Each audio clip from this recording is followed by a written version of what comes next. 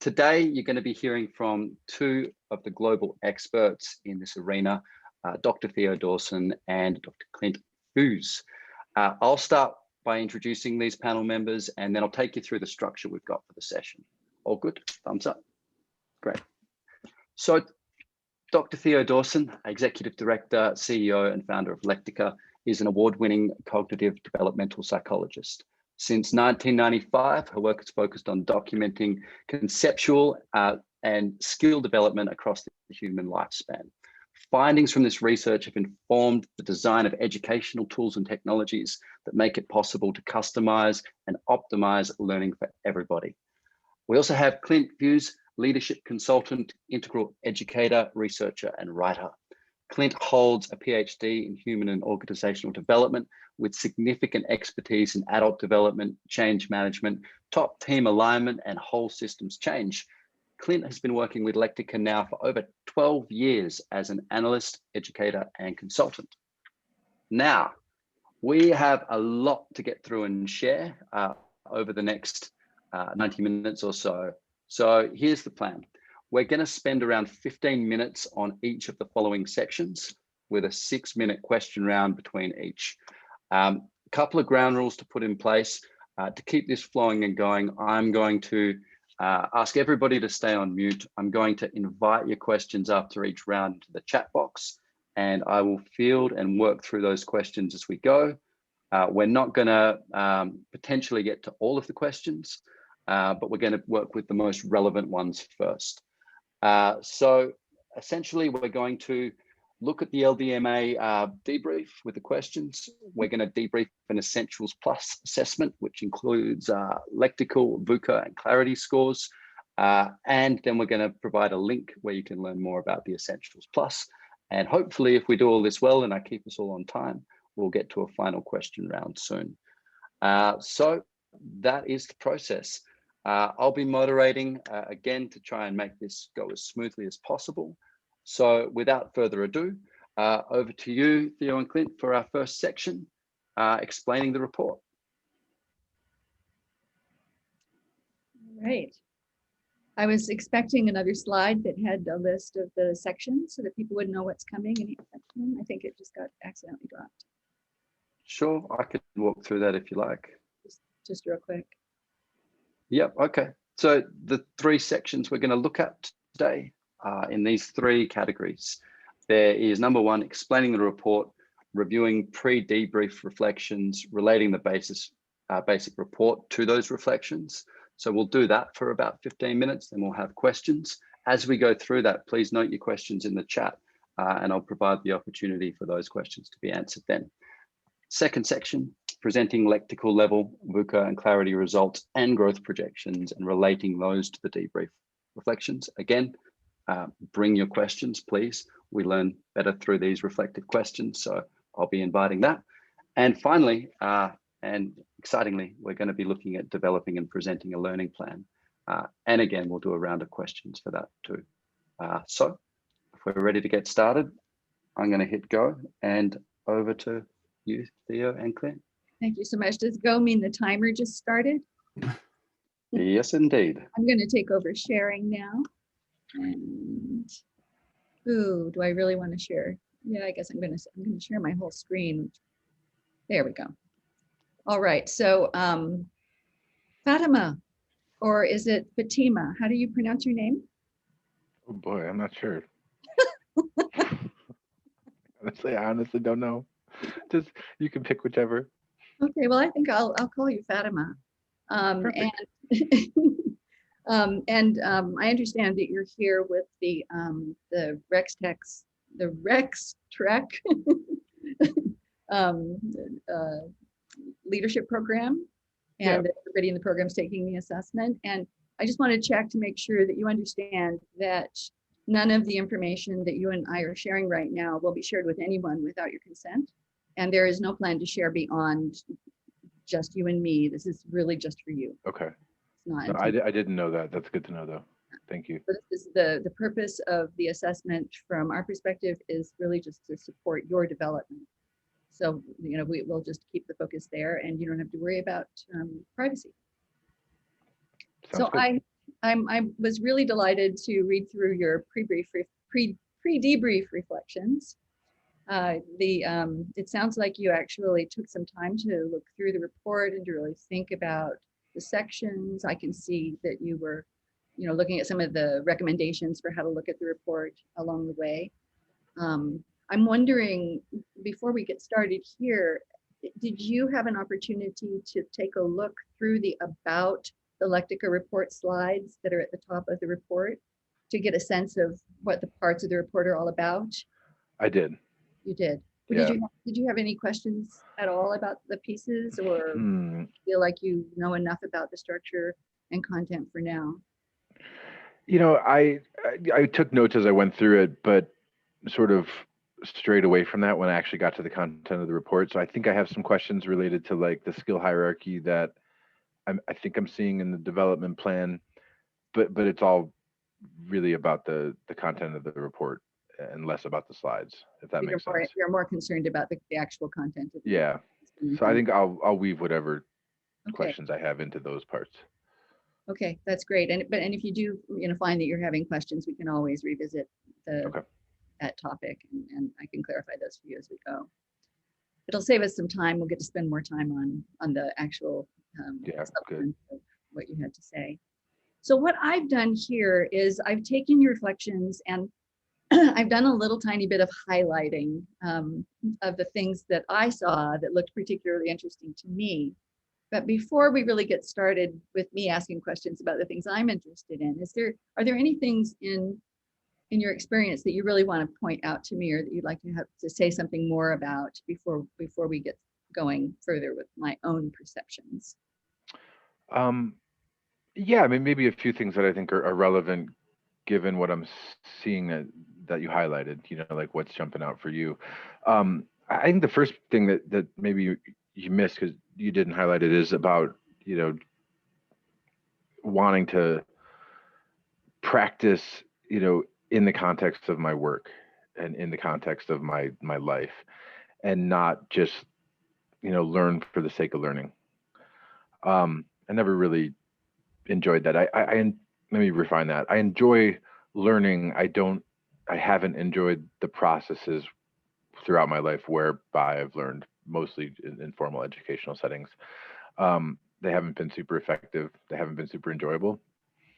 So I'm excited about what I'm seeing in this report, simply because it's not like any other assessment I've done in this, to the extent, in the sense that it seems to be focusing on learning differently, if that makes sense, rather than just telling me, hey, this is what you're like, this is who you are, this is an acronym that describes your personality or whatever. And we've all done these at, our workplaces. And then you don't ever get to, so what? How am I supposed to, grow from that or build from that? Interesting, useful perhaps, but what am I supposed to do? So I think there's something really different here, and I'm most excited about that. I also got the impression from other things that you said that you're interested in. You like this idea of learning a little bit at a time, which I've highlighted here, and that you are also interested in learning general skills. It's not just about the workplace, but you're really interested in being and having a wide repertoire of skills that you can take to multiple places. Yeah, I'd agree with both. I mean, the learning a little bit at a time, mostly for me, is just a time thing. I think I can actually commit to that. I like getting that rapid feedback in the sense of, am I learning effectively, and am I doing something good with what I am learning?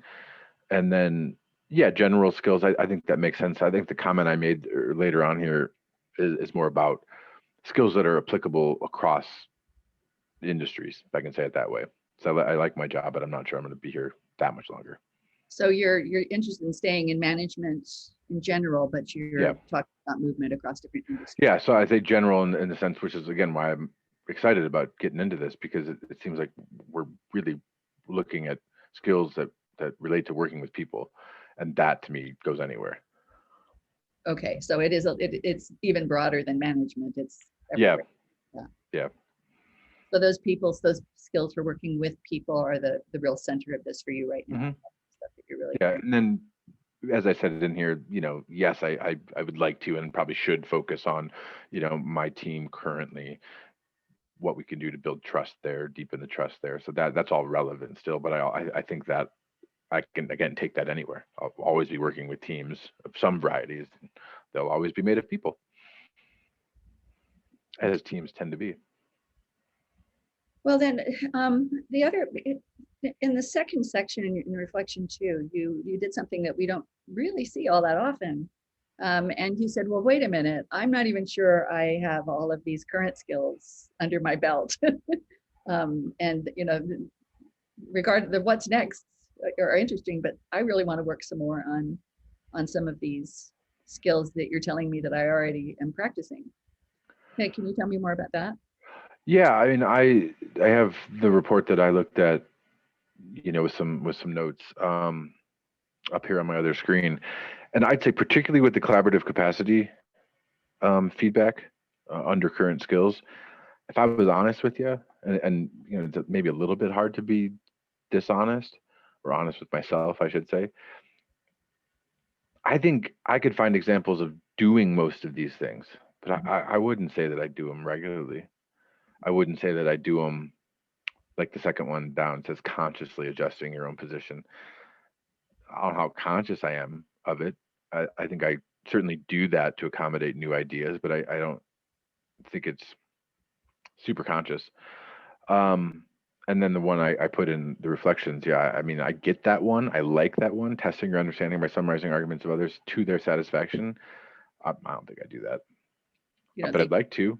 I think you're doing that at all, or at least not really. I mean, because I assume that means I'd have to check with them, which I don't. I mean, maybe I check with, like nonverbal cues or just some sort of intuitive read, but that's just got to be full of bias and essentially incorrect. And so you're making me think that we might want to some extent stay initially in this territory and let you really build skill in some of these areas that you find interesting and you feel like you don't really have a sense of virtuosity or mastery in. And you mean in comparison to working on some of the what's next stuff? Yeah, that these might be more appealing starting place. I mean, yes and no. I feel drawn to some of the what's next content as well. However, I feel like there's got to be some underlying logic to this that I assume I don't fully get, which is this is what, I mean, it says right here, you're likely to demonstrate these skills, and then you could move on to these skills. So I probably should focus on the current skills are more foundational or more fundamental. Let's take a quick look at the report. I'd love to get an idea of which of the specific what's next skills you think you're in, and also, current skills. I mean, pick out the ones here in the current list as well that you're most drawn to, because when we're building your development plan, we're going to want to focus on things that you find particularly appealing.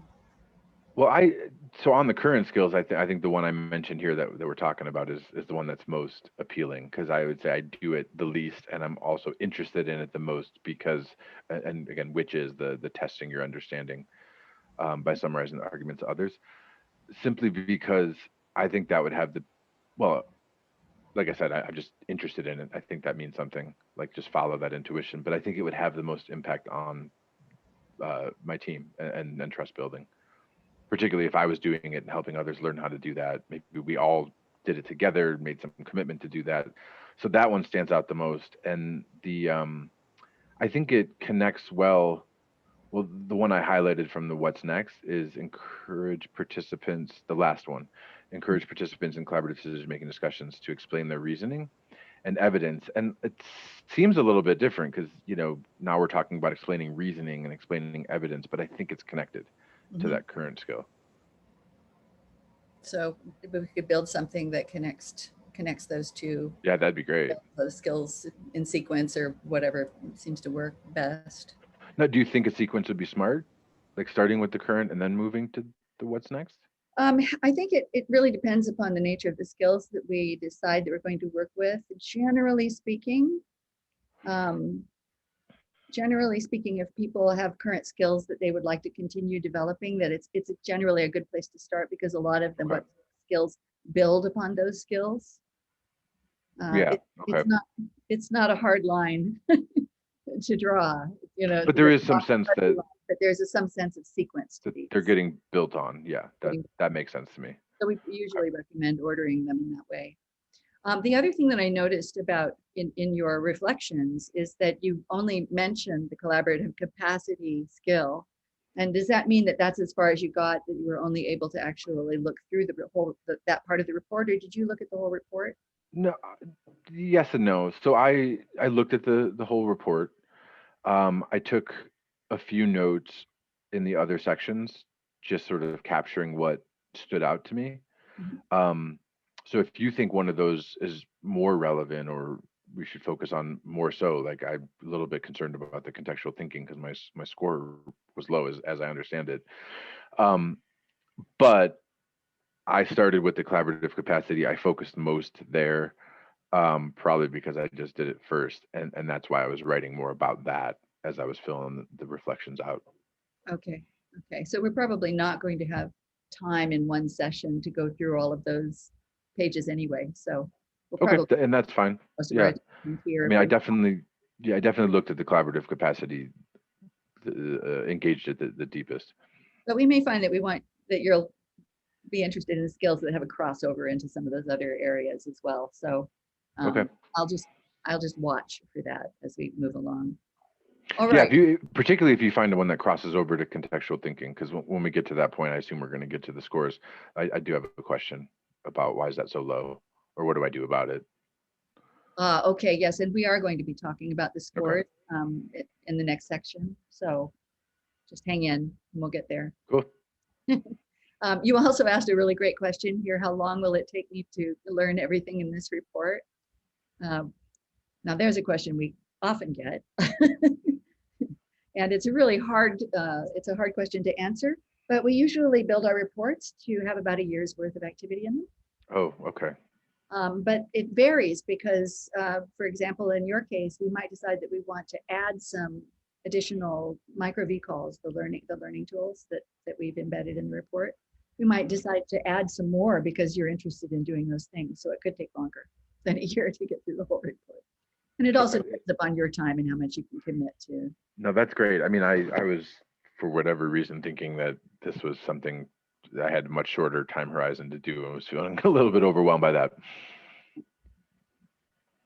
So I'm just feeling like we're probably going to be running out of time if I don't move on. I've got lots of other things I'd like to talk about here.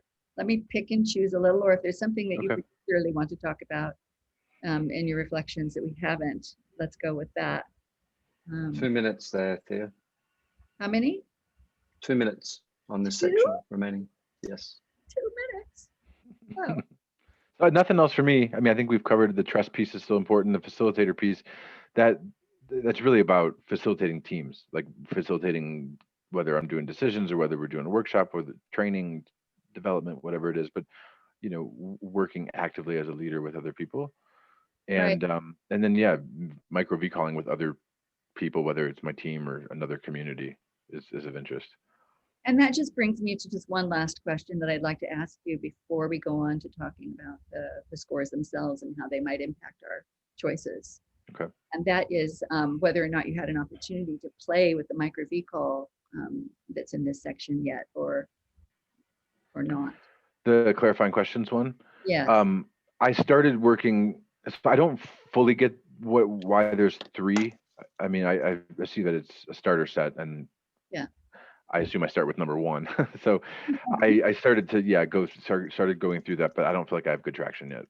Yeah, so we almost always start with a starter set because they're a set of micro VCalls that are created to help you actually build micro VCalling skills. So you're going to be building clarifying question skills at the same time, but we're doing it in such a way that you're actually learning the micro VCalling skill as you go along. So that's that makes sense. There's always 3, but you'll have it. I don't think that you might not even decide that that's where you want to start. We'll okay. And I'm not at the place where I feel like I've done it with enough effort to say that it's not the place to start. Okay. Does that make sense? So meaning I haven't engaged it enough yet to say. And you don't have that means you don't have a strong preference one way or the other. It doesn't seem like it at this point. All right. Is my time up? It is 20 seconds to go. It's just not long enough to do a real debrief. There's a lot there. So for everyone that's just joined us, we just experienced a role play between Theo and Clint about explaining the report, reviewing the pre-debrief reflections, and relating the report to those pre-debrief reflections. So I'm going to open up the floor now for questions for the next 6 minutes around this particular section. There's been a great observation from Esther around that role play, nice listening, reflecting and responding, going deeper with the questions and trying to determine the learning. Good reflections on the previous reflections. Thank you for that, Esther. Deborah says, Fatima appears engaged, keen to learn and not defensive about the results. Really great observations. Mark's got a deeper question that I think we might hold off onto the next section for. I wonder, does anyone have specific questions around this first section about explaining the report, reviewing the pre-debrief reflections, relating the report to those reflections? What do you guys think? What questions do you have, or what comes to mind around this section? What's coming up for you? You can drop them in the chat, or I can take you off mute, but please don't all go at once. It's very overwhelming for me.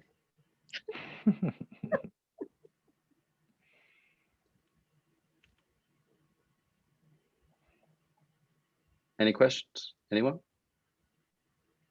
I'll go. I'll start the party if that's all right. So I'm observing this, and I'm wondering, is there a process in your thinking that you use to look at the reflections and then ask the questions, or is this a natural conversation that just emerges through practicing this and being very familiar with it? I'll direct this question at Theo and Clint, please. Clint, do you want to speak to that first? Sorry, I was saying bye to Zach in the chat. I haven't talked to Zach for a while. Can you quickly repeat the last part of that, Benny? Yeah, I was asking, is there a process that you go through to relate the to guide the conversation that you're having, or is this a result of just practicing that, and is this a natural flowing dialogue? Well, is there a structure? Yeah, quickly, when I'm debriefing, I'd like to hear what Theo has to say on this one personally, but when I'm debriefing, that's largely a function of how well put together the reflections are. I think we've all, those of us who've done debriefs, new report, old report, whatever, Fatima did some pretty decent reflections, and that's not typical, or not, you can't assume that that's going to be the case. So I feel like if the roles were reversed here, I think a lot of the directionality that Theo is seeing as we move towards like the personal development plan, the learning plan, link well because the reflections were good and there's not a lot of huge leaps.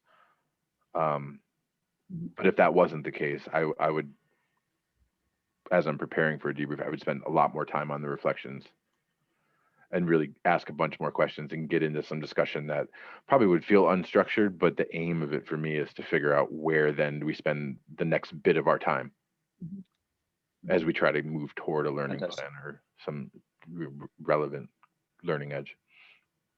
It's really it's a learning process from my perspective.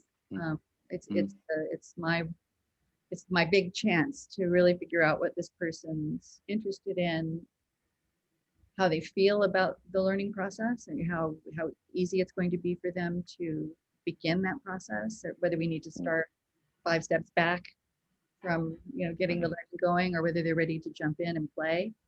And then trying to get a sense of a kind of coherent story about that will allow me to go away and say, okay, what would I create for someone with this story? And usually I spend at least a half an hour on this part, on just the same here. Could I ask a question? It's hard not to spend more than that. Yes, Deb. What would Clint and Theo say to a senior leader who said, I don't want to read the report beforehand and I don't want to do any reflecting. I want you to take me through the report in the time that we have allocated. What would be a response that you might give to someone who says something like that? I have a strong policy about that. I won't do a debrief unless they do those things. Okay. Yeah, I fell into the similar pattern because, so two replies here. I have never had a senior client actually say that, but I've had most of them do that. So most of them won't like admit, right, and like own up to it. But then you find out like that they just haven't engaged it. And then I've tried to, okay, fine. Well, we'll go through it. I'll be a little bit more directive. I'll lean in a little bit. I lightly qualify certain things, but kind of guide them through with a heavier hand. And then found out just through reflection that I didn't like it. It wasn't good, and I don't think it was good for them on average. So started to do the same thing Theo just said, where I tell people I don't make them feel shameful about it. Just like, look, if you don't have the time to do this list of things that I ask in my email where we're setting this up, then we're going to reschedule it. Yeah, and usually people who are in that situation are people who are being dragged there. They're not doing the assessment because they want to. Yeah. And we actually really discourage people from doing assessments that way if it's possible to, because it's not a good learning experience for people.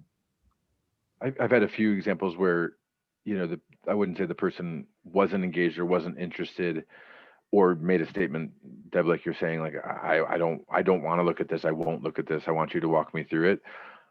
But when they show up on the call, they aren't in a space to actually commit to it. Like I'm thinking of one CEO in particular I worked with last year who took the call at like 6 a.m. from the airport. Rescheduled that one as well. It's like, look, man, I didn't know we were scheduling for a time you were traveling. Like, let's not do that, because this will not be worth anyone's time and effort. Yeah. And he was thankful and appreciative. Fantastic. Yeah, these are great insights, and I just acknowledge that 12 years of unpacking these and the forms up to what we have now is really valuable for questions to happen in this forum, and I think it helps someone like me that's new to this stuff understand how to approach a debrief. Limited time, I want to get to one observation from Esther and one question from Tom, but in the interests of keeping on schedule, I want to move through this quite fast. Esther mentioned that she noticed that this was not a conversation among peers, but with an expert and a learner. It wasn't a coaching session either, with co-creating new insights for the client. Any quick observation from the panel, please? This is an educational engagement. That's astute. We're not attempting to be coaches in this context. We're attempting to do something different to help people build skills optimally. And most people who take the assessments want that from us. That does not mean that people who do coaching can't find things to coach about in the reflections. Very often there's quite a bit of emotion that's expressed and that some good coaching skills come in really handy when there's that kind of emotional content to work through. But our intention is that this is an educational instrument. Wonderful. Thanks for the very clear insight around that. I want to go to Tom's question here that Ram has dropped a +1 with, and in the interest of time, this has the potential to blow out to be a 3-day course, I think. But Tom has said, what framing does the client have leading up to this point? For example, VCOL might not be familiar. Would you walk through the concepts that are used in the report before the specific results, is the question. This is a difficult question to answer because it really depends upon the context. There are times when someone has taken the assessment because they've been told to, and they come to you and they know nothing until they actually open the report and start reading the report. We've added into the report, we've added an About Your LDMA report slideshow that breaks it down and provides descriptions and provides them with some direction about how they can use the report themselves. And directs them to reading so that they can learn more about what we do, but that doesn't mean that it's actually going to be done. And you all will often find that an initial debrief is a lot of the time is just spent explaining what this is and why it's being done and what it's about and how it could be useful. The real tragedy is that very often those are one-off engagements when that happens and you never get to see the person again. So you're kind of hoping that they're just going to try to grab a hold of it and do what they can with it. But in some cases, they have a lot of preparation. They've, even taken the VIP course in advance of doing the assessment. So that's why we skipped it, because I said that I had reviewed that. And just to connect it back to a previous answer quickly, or previous question, this about your LDMA report slideshow is one of the things I request when I schedule a debrief, and say nicely but clearly that if you don't have time to review that and then review the report and submit reflections on it, we'll just reschedule. Because I've found that you so easily can take up over half of a debrief just getting, Tom, what you're saying, like the basics on the table. And then, if it's a one-off particularly, like it's not an ongoing coaching relationship, what's the point then? Like you just can't get into the heart of it. I mean, there's a point, don't get me wrong, but I'd rather reschedule. And every time I've drawn that line with people, they've either respected it or we've rescheduled, and nobody's, had an issue with that. Yeah. I think also it depends on what the intention is. So when I'm doing a debrief, my intention is that I want this person to get to a place where they can really learn to learn optimally. That's my big intention.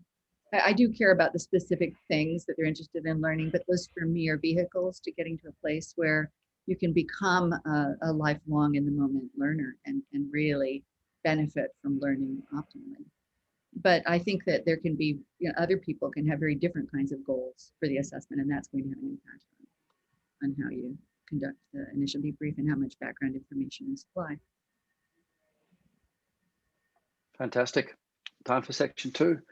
So section 2 we're getting into is presenting lectical level, VUCA and clarity results and growth projections relating to these debrief reflections.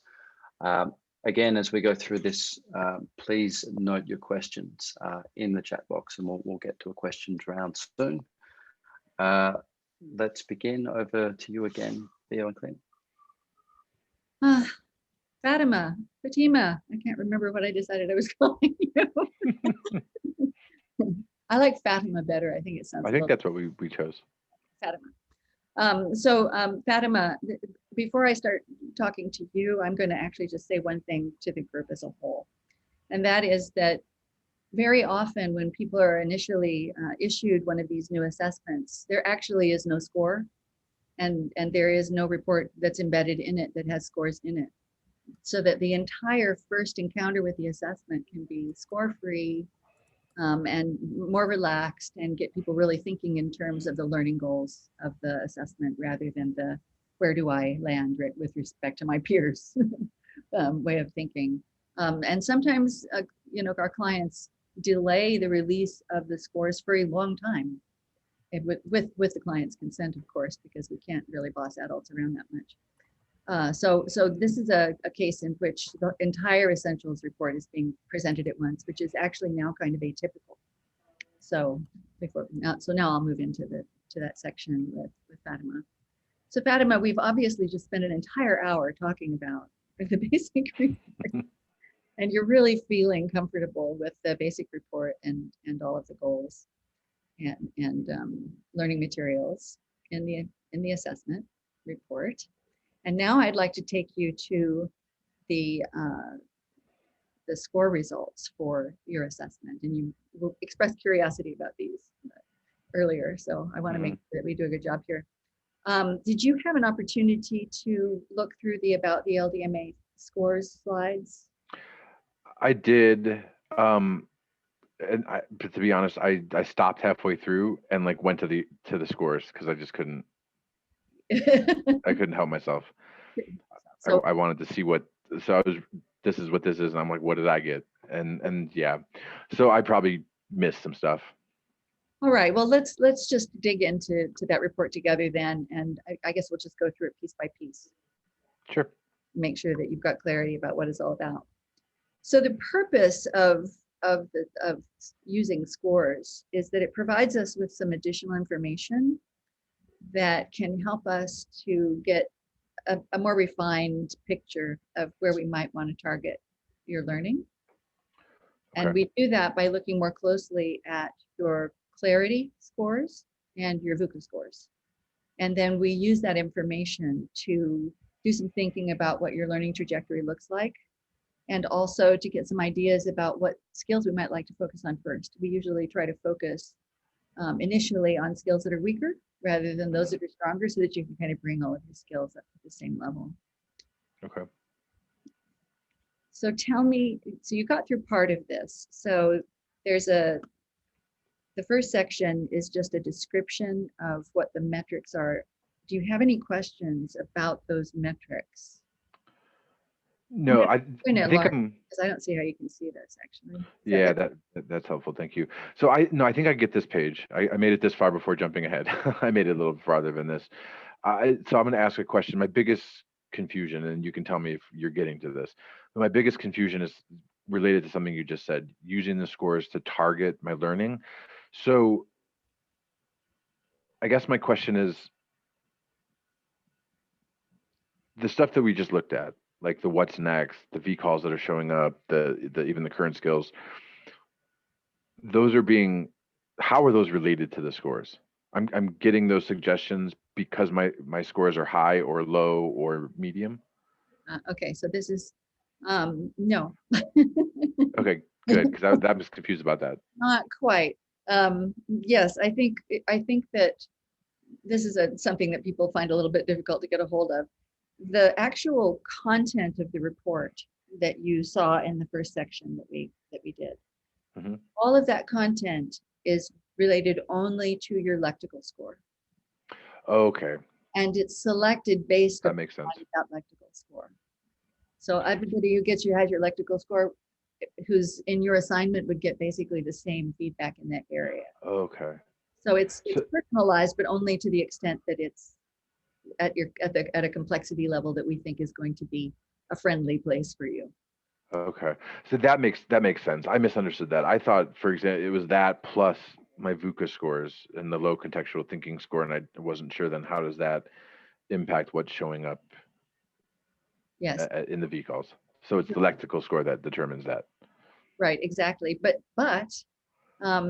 we can select micro VCalls for you that are more fine-tuned. Okay. And that's where the VUCA skill scores and the clarity scores come in, because it can help us to fine-tune exactly what we want to have in the micro VCalls that we're giving you. So what skills we want to target, which of the mega skills in the report that we're going to target. Okay. Yeah. So I'll tell you more detail about that when we get to that section, so that you'll get an example. All right, so the next slide talks about the report and where things are. We don't really need to look at that. Did you have a chance to look at the competency model itself? Did you have any questions about this model? No, this is where I started to want to see my score, because this model makes sense. I agree with this. I resonate with this. I want to be what this is saying, and then I wanted to see how close am I to that. So this makes sense. Yeah. See my scores. Exactly. Okay, let's get on to the scores then. This is the first way that we like to show you the scores, because it kind of makes it clear where your strengths are. So here we're just looking at the average clarity score and the average VUCA score, taking all of the pieces and components and putting them together. And you can see here that you've got quite a high clarity score up there at 83, which is considered, based upon this little graph below that you probably can't read very well right now, it's considered to be good performance, like this a good place to be in your clarity score. But you can see that in the VUCA skills, your score is lower. And that's kind of just if you're just comparing the clarity and VUCA scales directly one-on-one. However, you probably noticed that yellow band that's in there between the teal and the red, that yellow band is in a different place for the VUCA scores than it is for the clarity scores. So the standards for what constitutes an adequate VUCA performance are a little different than the standards for what constitutes an adequate clarity performance, because these are two very different scales and they're really not comparable to one another. The only thing they have in common is that they both are on a scale of 0 to 100. So we want to interpret that the VUCA skills scores with respect to the VUCA skills scale. And we would interpret it based upon where that score of 56 fit in the VUCA skills definition, and it fits in the marginal range for VUCA scores. So it's just below the good in the marginal range. Okay, I think this is where I started to have some confusion and or just emotional response. So I get why the score is lower, because I think my contextual thinking was like 39 or something. So it's going to drag the average down. That makes sense. Yeah, but I think where I'm getting thrown off, yeah, so 39, and that makes sense why it would be lower, or that contributes to it. I think where I'm off is if you go back one slide to the colored bands, why is the yellow lower? And I don't know what, I don't like being near the red, but I'll just put it that way. And I'm wondering, like, is that really problematic? Is that something that you see a lot of? Am I doing worse than I should be doing compared to like people with my experience? You know what I'm getting at? Yes, I hear what you're saying. We do not base these scales on comparisons. So 100 means that's the best we've ever seen, and 0 means that's the worst we've ever seen. Okay. So you're saying they're not normed like other assessments I've taken? The way that other assessments are. Okay, that's good to know, because I was naturally just so trying to say, like, is my boss a 50? Are my coworkers 50 in the red, right? Well, you're asking what the average is. So the best we've ever seen in the case of VUCA skills is a lot higher than the average that we see for VUCA skills. Okay. So the average, our VUCA skills are not very good as a whole. If you take all the thousands of assessments in our database, as a whole, our VUCA skills are weaker than our clarity scores in general. Okay. And okay, that's good to know. Yeah. So that would make sense why the yellow's lower then. We're kind of in the middle. So we consider them marginal because given the position that you have, given your mid-level management position, ideally you would have better VUCA skills. You'd be more powerful and more effective if you had even better VUCA skills than this. So that's why we consider them marginal rather than good. Okay. Because you've got a little stretching to do here. You've got some skill development to do. Yeah, and I wouldn't disagree with that. And I felt that way looking just at the content of the report, like we were talking about. I mean, I felt like some of these current skills I'm not doing, but I'm excited to do them more. So that jives with what you're saying here. Like that's what you mean by marginal with room to stretch. Okay. Your appraisal of your own skill fits with this pattern. You're seeing that you need to bring some of those skills up. And what another interesting piece to that too is that those are skills you find interesting. Like you're drawn by them, you get it, you understand why you would want to develop them. So those combinations are good combinations for helping people learn. Is if they've got the interest, they feel drawn, and it looks like it's a stretch. So yeah, so nice. Okay, cool. Yeah. That helps. Thank you. So your clarity scores are a little above average from the group. They would be. You can't see that here, but they would be a little above average. And your VUCA skills are kind of right in the middle. Okay. So there's work to do, and it's not. And this is not something, by the way, that I think you should be feeling too much responsibility for. These skills are really not something that you learn in school. It's not they're not valorized in our society. Yeah. The only way you've built the skills you have right now is because you did this on your own. You did this yourself, not because you had the opportunity to have other people supporting you and building them over a long period of time. All right. So the thing I think that we want to point out here is that there is one score here that's quite a bit lower than the others, and that's the contextual thinking skill.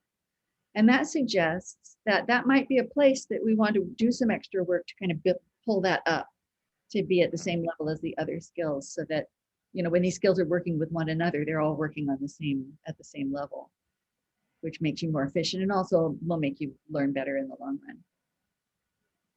Okay, so quick question on that then. Obviously I saw that, and obviously, as I said, I had an emotional response to it, but that for me comes from one of the reasons why I don't like school. You know, I don't like getting an F or a D when I thought I did maybe a B in terms of work, you know, just that whole pattern. So are you suggesting here, or does this suggest that I need to or should focus on contextual thinking, even if I want to focus on the collaborative capacity stuff? Well, these skills are all interconnected with one another in complex ways. We separate them out and try to tease them out from one another to just try to build a little bit of clarity around what we're doing and to have a story to tell. But in reality, they're all connected to one another. The collaborative capacity skills, for example, many of them are prerequisites for doing good contextual thinking. Okay. So we might decide to start with a collaborative capacity skill because that's something that you're interested in. Okay, good. So if I'm understanding you, then this low score isn't suggesting that we shouldn't do what you just said. Right, not necessarily. Good. But it's suggesting that over the long term, we might want to emphasize contextual thinking a little more than we emphasize somebody else. And I wouldn't disagree with that. I don't, yeah. Okay.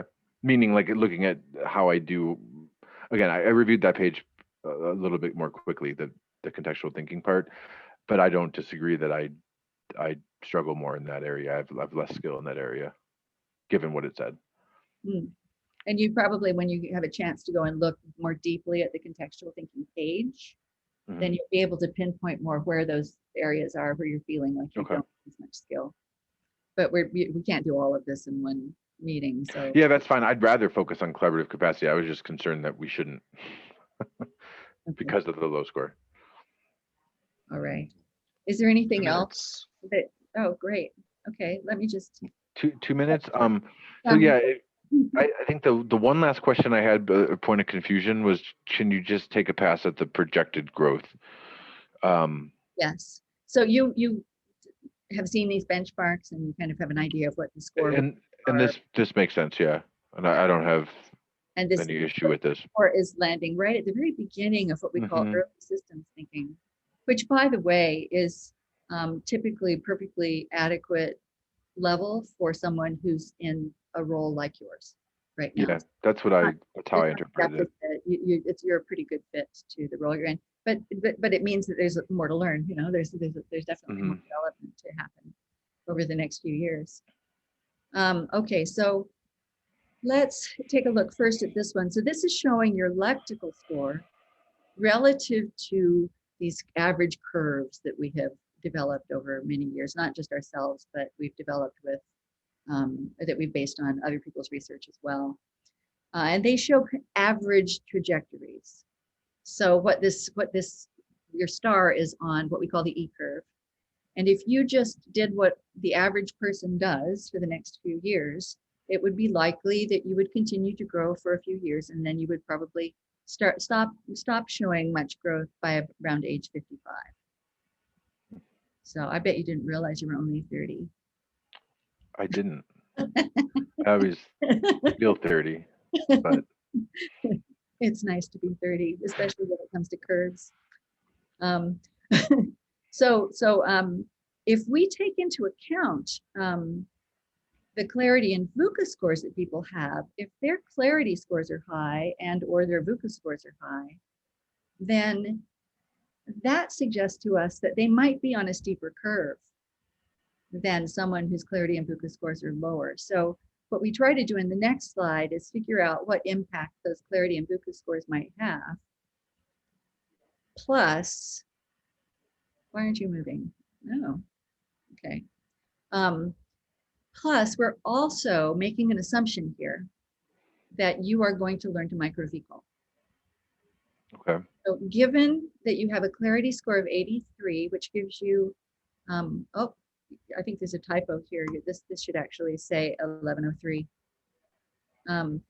So it's given that your clarity scores were above 80, that score gives you a little bit of a bump. And we talk about that bump as being your effective score. It's kind of made us think of your score as being a little bit higher than Okay. it looked like it was when we just look at the complexity of your thinking. So I'll take it. I like getting bonus points. so little bonus points, and so your stars moved up a little bit. And then when we take into account that you are likely to learn how to VCall, and I actually think based upon our engagement so far that you're probably going to learn how to micro VCall. If you do and you start to micro VCall regularly, then you have a very, very strong chance of moving well above the E curve and into the space between the E and D curve. Now, these are just projections, and they're average projections. People have done way more than that, and people have done way less than that. Okay. So you're an individual, so I don't want you to feel constrained by what you see here. This is not a sentence. It is a projection. It's a kind of projection, slightly optimistic projection for the future of your development if you take up micro VCalling. You should feel really positive about this. Okay. Because there's that potential to jump the curve. But you shouldn't see this as a constraint on your learning and development. It's perfectly okay to grow more than that if you decide to really commit yourself to micro VCalling. Perfectly okay, but also it sounds like really possible. Quite possible. We've seen it Quite happen. possible. Yes. Okay. So I actually think I was understanding this better than I gave myself credit for. So I'm not, obviously don't know anything beyond what I saw in these reports and these slides about what the scores actually mean. But I think the essence that I got here was if I engage some of the learning suggestions, like the micro VCalling and the stuff that we're going to talk about next, that I can grow faster. So it sounds like I'm understanding that correctly. Yes. Okay, cool. All right. Benny, you're not very strict. Well, I thought that was just sort of great. Towards the end, I'd let us go into overtime a little bit, but we're tracking quite well. Thank you. That was a brilliant dialogue. I got a lot out of that, and it's really helping me to understand. There's a bunch of activity in the chat box. I'm going to go to a few of these questions for the next 6 minutes. And if more observations and questions could keep coming through, I think we can all agree that that'll help us all learn. So where to begin? Esther has commented that she's challenged by having a discussion about scales and scores, as opposed to a potential for growth and strategies to achieve more. Who would like to comment on that? Sorry, I think I need to look at that because I didn't quite understand. I'm challenged by having a discussion about scales and scores as opposed to a potential for growth. I think I need a little clarification about what Esther means. Esther, can you expand on that? Yes. What I found from being an educator is that if you give people a general idea of how they're doing, they do better than if you give them an exact score of where they stand, because then they label themselves and it's like the fixed mindset approach. However, when you sort of use scores as a guidance in order to move people towards something else that they want themselves, then I find there's a bigger potential for growth. And coming from that perspective, I'm kind of surprised you share so many exact numbers. And then there was a lot of the discussion between Fatima and you about moving better and becoming better in terms of the scores rather than in terms of the actual learning itself and growing itself. It's that's an excellent observation. We recommend that people avoid showing scores, especially early in an engagement with someone, so that they do not become distracted from the business of actually learning to learn and get more involved in the scores. However, there are instances in which people who have been customarily motivated by scores, like I want to be the straight A student, actually find that having access to these scores and having an interpretation of these scores acts as a kind of external motivator. And I'm fine with doing that if that's what they need to kind of get into the space of being willing to learn this new skill, which is much less dependent upon external input. So I think it just really depends on the individuals you're working with and the goals that you have. And you really need to shape this for the individual learners and the program that you're doing, and make sure that the experience is as much as possible one that's optimal for that individual, for that group.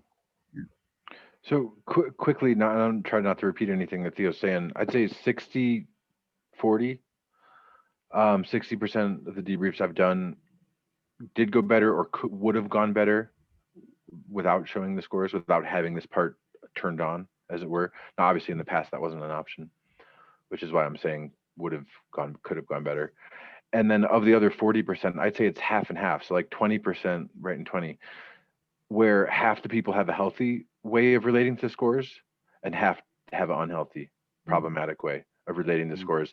And I think if we made just those three groups, there's probably many more, but if we work with those three groups, they're very different approaches. So it's one of the things that, in the lab course, like where we learn to do these debriefs, where we'll try to practice and why we do practice, because they're three very different scenarios. I, again, working with the CEO recently who very much wanted to look at the scores, wanted to know about the scores. And as it turned out, he had to do a little convincing, but he convinced me that his relationship to the scores was actually pretty robust and healthy. So I was like, all right, let's get into it then. But I would, if I didn't have that sense, and I'm really just trusting my intuition there, that he sort of had a healthy relationship, as I'm saying, I would have steered the discussion in a very different way. One of the biggest problems with scores is that, especially developmental scores, is that people kind of get into this "I want to be higher" mode, and that actually pulls people away from the kind of slow, deliberate, everyday learning that you need to do to grow. And that's a really that's been a big difficulty for us as assessment developers. So many people want the score, and they want the score for purposes that aren't going to really be helpful to their growth. But we've gotten better. The feedback in these new reports draws people in a way that often makes them forget about the scores. and that's our ideal. Like, we really like you not to be focused on the scores and just be focusing on the joy of being able to learn from everyday experience. That would be optimal. Fantastic. I'm going to go to Mark Keeley. Mark, would you like to come off mute and ask a question? Yeah, sure. Theo, one of your comments that you made that I just want to check with you, because I think this is a potential insight for me, was that you mentioned that the VUCA skill scores enable us to fine-tune the what's next recommendations in the first part of the report. And I'd never really considered it like that. So firstly, have I got that right? Did I hear that correctly? That's the question. Have I got that right? And did I hear that correctly? Yes, you did hear that right. It works in very, it doesn't work in a direct one-to-one way often, but it definitely informs the kinds of recommendations we're going to make, because you create a better mental environment if you're bringing your skills up together. If you bring them up together, they're connecting to one another in healthier ways, and they've got more connections that they can make between one another. So you don't want to leave any skill too far behind.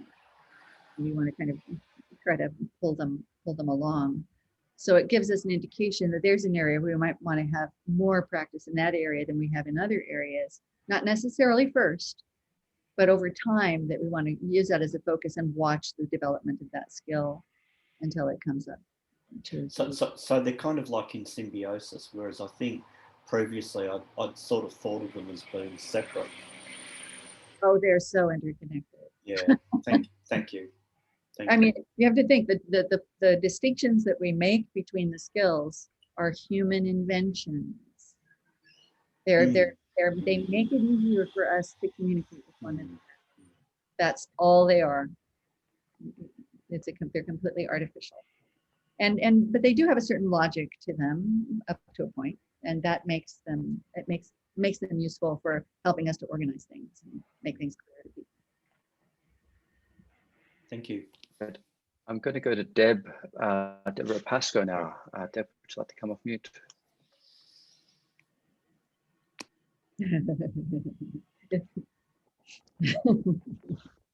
Or Yes, I can read the question for you. I would there like you to go. come off mute. So what I thought I heard Theo say is that, you know, when you were talking about VUCA skills, Theo, and that you'd base that scale on the worst VUCA skills you'd ever seen and the best VUCA skills you'd ever seen, I was curious about whether that means as you assess more and more reports, could that change? Could you see reports that are even worse than the worst that you've got and even better than the best that you've got, as an example? And therefore, could that scale, is that an evolving scale as you assess more and more reports? Well, our early sampling was of disadvantaged populations. So we think we've got a pretty good fix on the lower end. Yeah, but obviously, I mean, what I'd like to see happen, and will probably infuriate our clients, but what I'd like to see happen is that the work that we're doing will result in people building these scores more effectively within the school system, and that average goes up from being, 60 on this scale to being, or that's not what would happen. What would happen is that the colors would move. So let me just be more precise here. If we, let's see, where's that slide?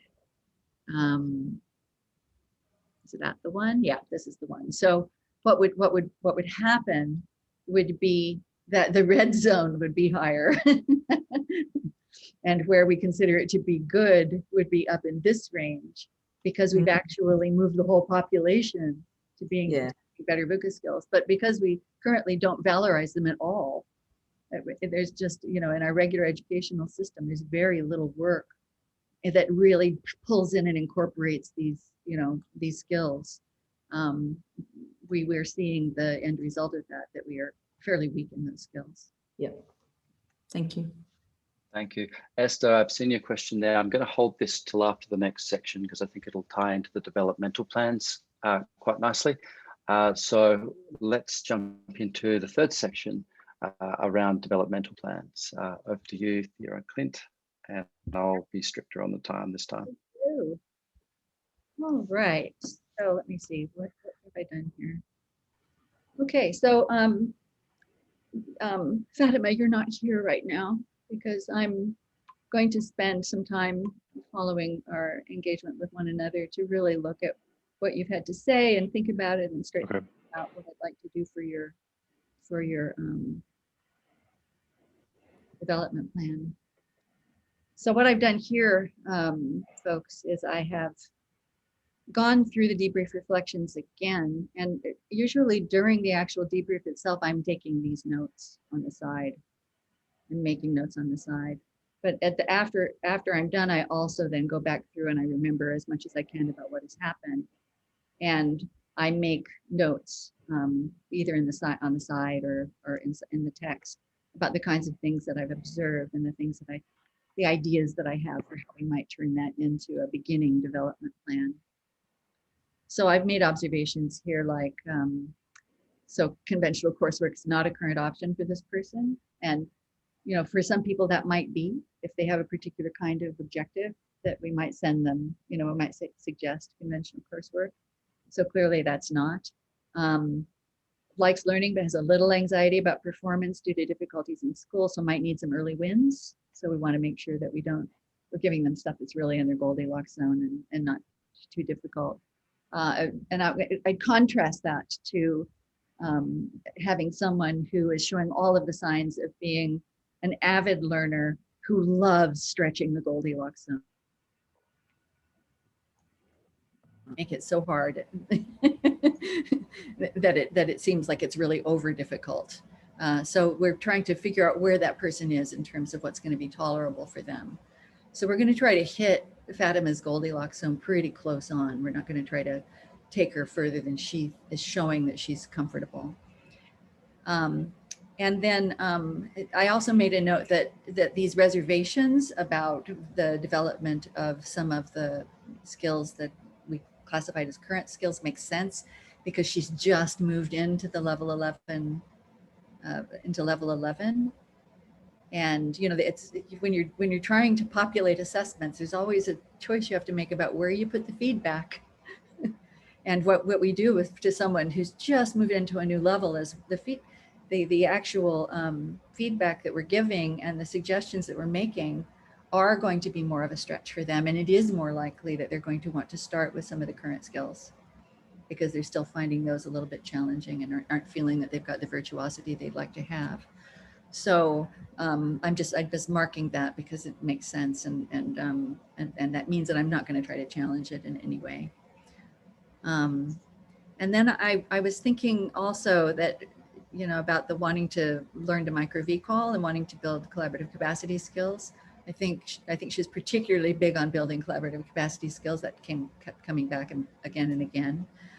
And it's got me thinking that those clarifying questions, starter set in the report's a great place to start because those are kind of a fundamental skill for building collaborative capacity skills, and it will allow her to learn how to micro recall at the same time.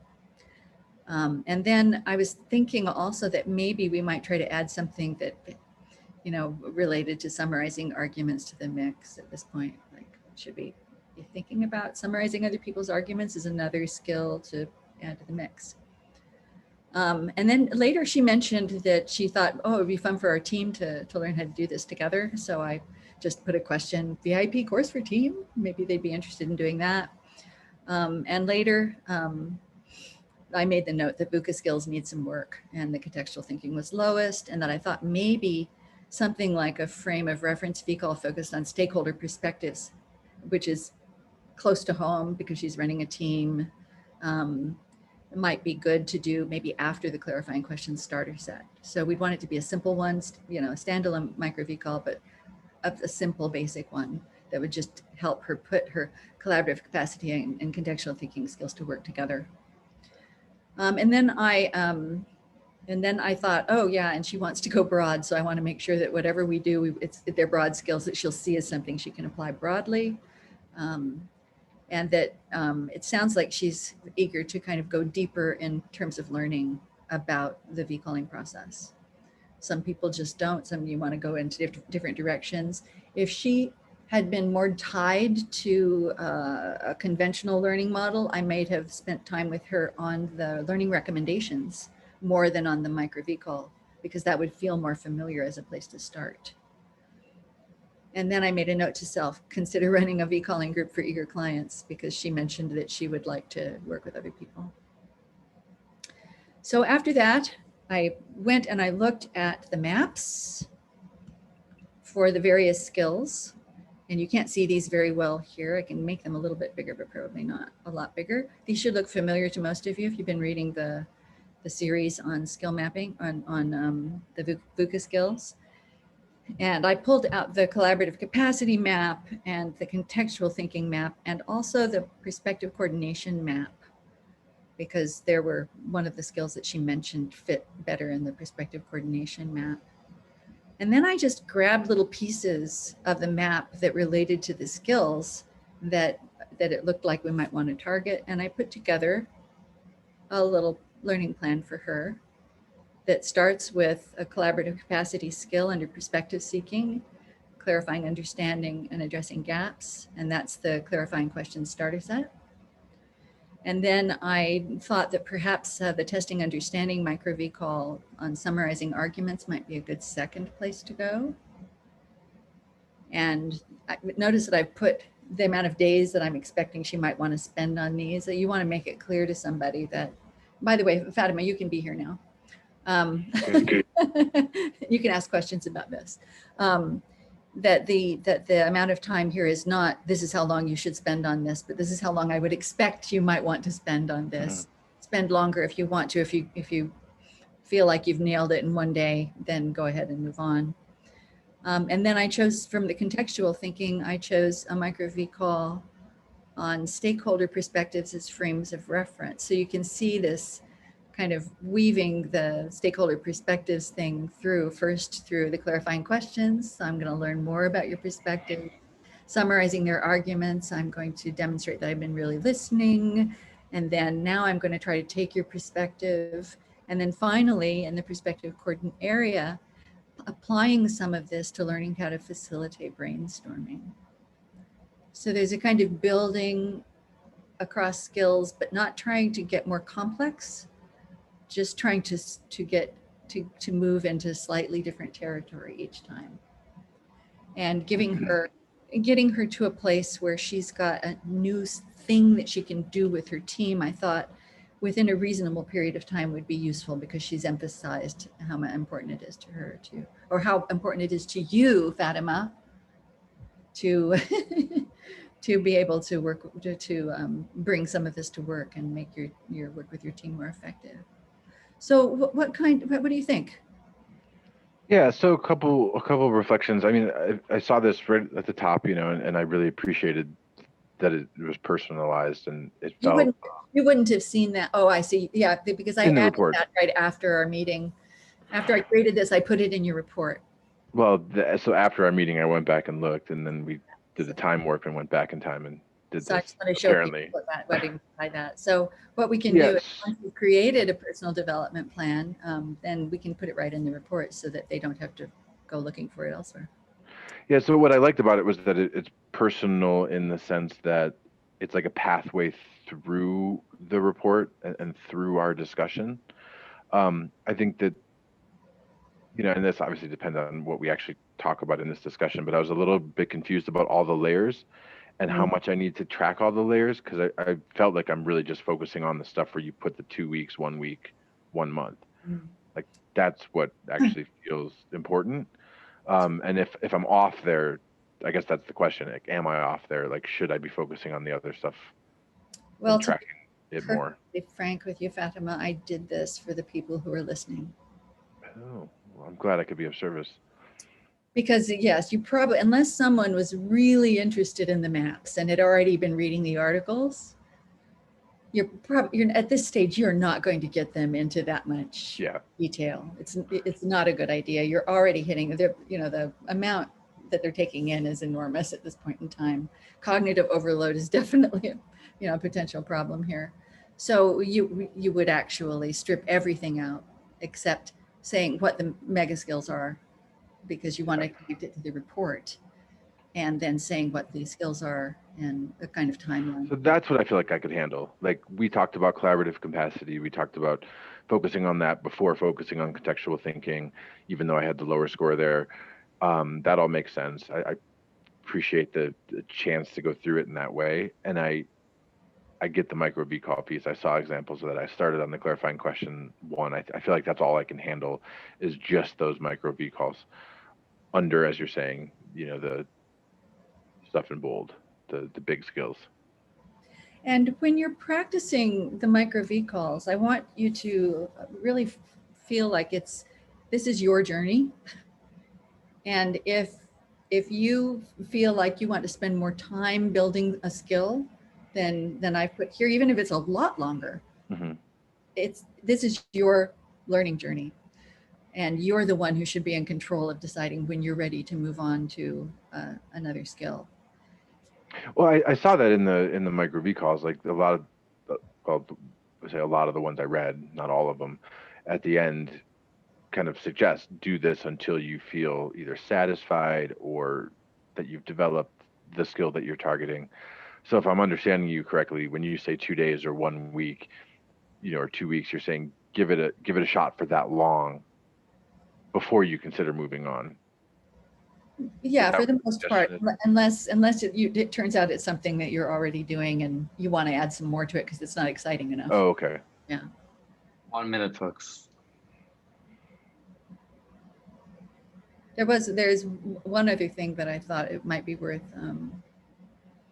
pointing out too with respect to the skill building, and that is that it usually works best if you practice a skill until it really feels automatic. And until it feels like, yeah, I'm just going to keep doing this now. It's part of my automatic repertoire. At least in the first few months that you're micro V-calling, to practice the skills until it really feels like it's just a habit. And the reason is that skills are not like facts. They're you know, all skills, the definition of skill is that it's something that you can get better at. And for many of these skills, you can just keep getting better at them for your whole life. So if we learn them to the point where they've been automated, then what we're doing is building a skill repertoire. And that is an extremely valuable thing, because if you've got thousands of skills you're automatically practicing all the time in everyday contexts, then you're in a continuous process of participating in the development of your mind. Fantastic. Let's go to the question round, if that's okay. Mm-hmm. There's quite a few questions going on here. I'm going to begin with Esther's question from the last section, or a suggestion or an inquiry. How about sharing growth, a differential score between a year ago and now? Who would like to speak to that? Want me to Yeah, go? please. One of the, I think probably the biggest benefit of the scores is that they can be used to track growth over time. And it usually takes 3 or 4 test times before you actually have something that looks like a growth trajectory to show students. But one of the ways we like to see these used, in particular in schools, and to some extent in organizations that are grooming people for higher level roles, is to, you know, to track that growth over time. There's a, you know, it's motivational for people to see themselves grow. And with this system, wherever you are, you get to be a grower. You know, if you're doing the skill, you're going to get to be a grower. So for people who are seeing themselves as not as talented or as gifted as the guy next door, seeing themselves as a grower is a wonderful thing. I mean, it's so much better than seeing yourself at the bottom of the class, right? So much better. So there's real value in the ability to track growth over time. There's also statistical value, of course, and that is that if you're tracking growth continuously over a long period of time, you're taking, you know, a reliability in the 0.95 range and turning it into a reliability in the 1.0 range, which means that you can have very high confidence in choices that you make that relate to that particular trajectory. So if we know that a job is going to be at a certain level of complexity, and we'd like to be grooming people to fill positions that are going to open up 5 years from now, we can look at people's trajectories and say, here are the people who are likely to be able to make it to that level in that period of time, if we want to groom them. So, you know, and the same with university programs. This person just, you know, this person is actually on a trajectory that shows that they can get through this medical program and master all of the skills that we're targeting in these 4 years in this period of time, because we've seen the evidence over a long period of time that that's where their trajectory is going to take them. I'm just going to turn on a light. So just a quick piece on Esther on this. If you do you find yourself in a debrief where you have multiple test times, so you have a differential score, as you're saying, and you so most debriefs aren't that, but if you find yourself there and you don't see any growth, or you see negative growth, make sure that you reach out to us if you need support in terms of how to explain that, contextualize that, hold that, discuss the variabilities, the how do you get scores, you know, to do that. There's just some Growth can't go through them all right now, but growth goes like this. It doesn't go. yeah, in a straight line. jagged. It's normal. It's variable, but there's easier, cleaner ways we can help you explain that to clients, depending on how you think that they might take that. And you know, we also discourage people from testing frequently. Just do it. You know, I mean, there's a year's worth of activities in this report. Make it at least a year, and in adulthood, longer is better.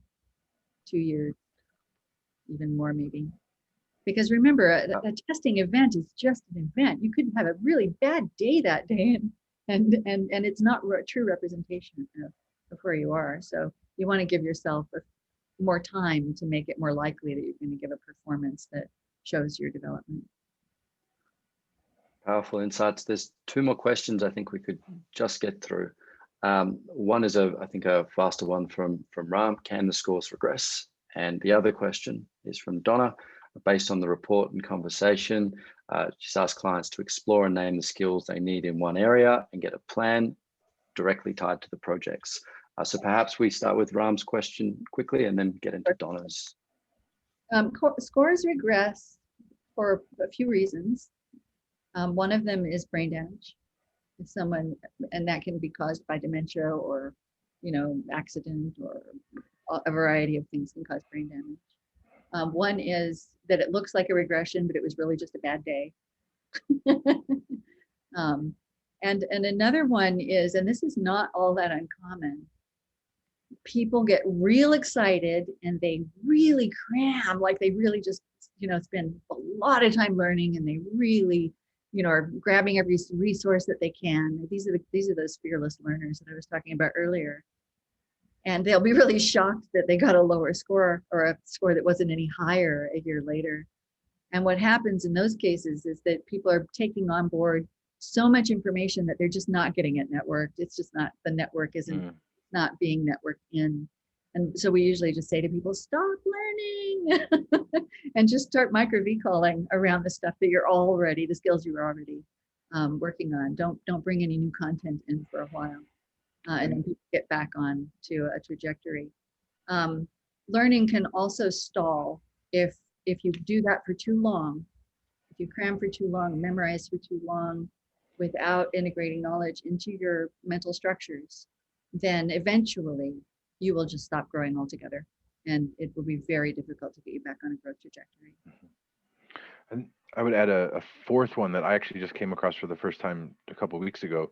I had a client who took an LDMA maybe 2 years ago with me, did a debrief, and then took an LRJA, so in a different domain, different assessment, and scored quite a bit lower.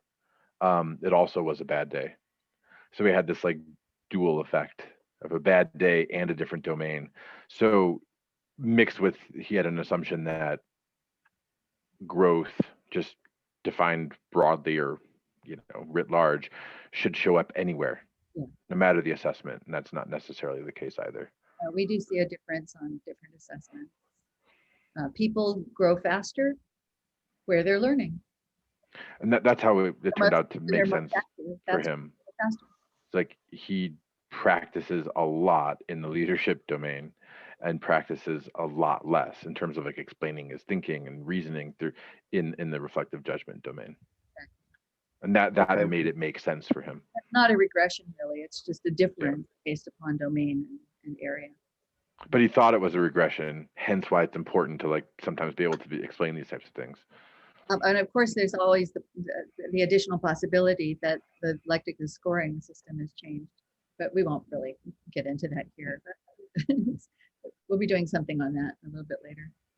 So we're going to have to wrap up here. I'd just like to thank Theo and Clint and everybody that contributed to this conversation. I've really enjoyed this, and it's been such an honor to be your MC for this session. Lectica thrives on feedback, so please do pop in the chat window. I like or I wish, so Lectica can work to make these sessions even better for you. Thank you very much, everybody, for coming again. See you next time. Thank you. Thanks, everybody. Bye. Nice to see everybody.